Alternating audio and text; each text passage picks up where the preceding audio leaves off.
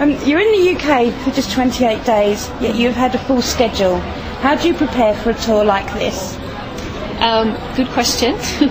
It is very difficult. I planned, I think there was a total of 14 dates in 28 days, which is kind of every other day, being a show day. So it took a lot of preparation. I did a lot of it myself. I was interested in coming over here and just seeing what the scene is like over here, trying to get a bit of a taste of what live music is like in the UK, and so that's really what this trip was all about for me. It's only a month. It's a bit of a whirlwind trip, but I really do hope, based on the connections that I've made here and the fans that I've made here, hope to kind of come back and do something a bit more intensive.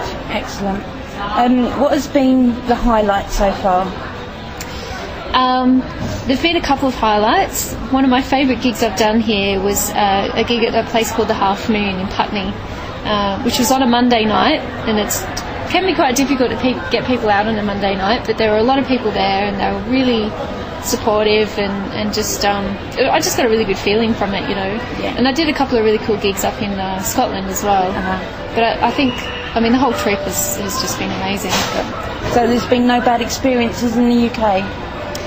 No, yeah, touch wood, hopefully I won't have to report any bad experiences, but yeah, so far it's been really great. Part of your career has been spent in a band, Amy Vee and the Virtues. Mm-hmm. How different is a solo tour to a band tour? It's pretty different. I probably wouldn't have been able to do this trip with a band. It would have taken a lot more preparation, a lot more logistics in terms of moving people around and getting the equipment and all of that kind of thing. And also the types of gigs that you can do as a band are different to the types of gigs you can do as a soloist. You can kind of slot in a bit easier in some places. So there is a really big difference. But I think my music now really lends itself to the kind of solo performance style, and that's why I chose to go down this path. I loved playing in the band, but I really feel like my music kind of shines a bit better in this sort of format. So have you ruled out collaborating with the band for the future? No, definitely not. No, I haven't ruled it out. I did have a number of musicians play on my recording. Good friends who are great musicians who really lend something to the music, I think. Sleeping Dogs Lie. Yeah, that's right. Yeah, and I do hope to eventually have some other people around me on stage, because you get a really nice kind of vibe from that. I like feeding off other people, and maybe one day. When you write songs, is there a specific way you construct them? Is it lyrics, ideas, music? What kind of order does it happen? It varies. Often it's sort of just a feeling that I get about something that I try to put into words, and then that sort of starts an idea.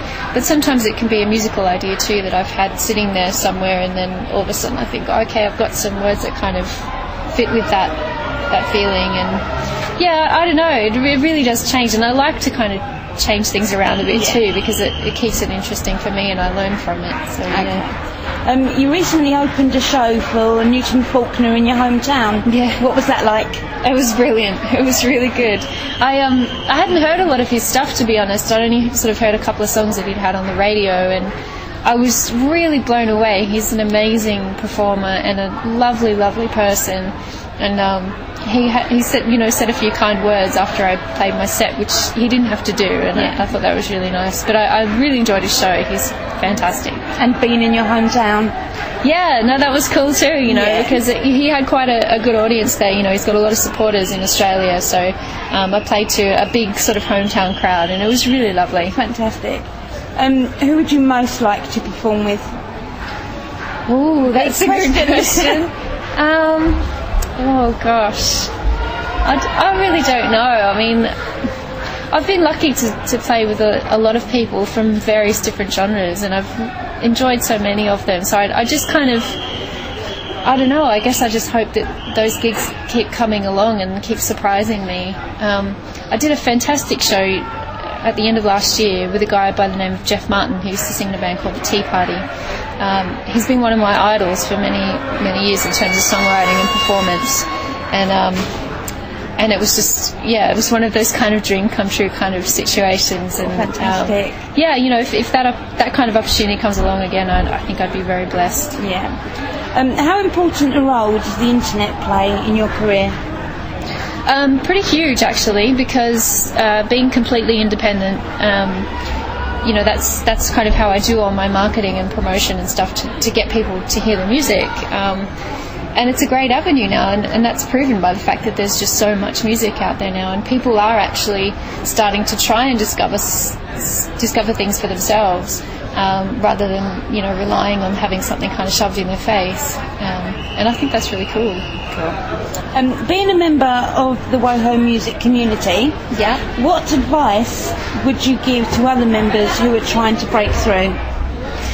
We'll definitely become part of that community, because I've never been involved in an online community that has been so unbelievably supportive and really interactive as well. As soon as you sign up, there are people there to help you. So I think that's definitely the way to go. Okay. And finally, what does the future hold for Amy Vee?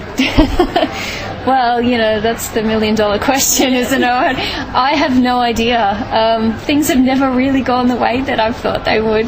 They tend to things just tend to happen, and you work as hard as you can and just hope for the best. So I'm pretty happy with the way things are going now. If it keeps continuing along that path, then I think that will be perfect. Fantastic. Amy, thank you very, very much. Thank you, Lou. Cheers.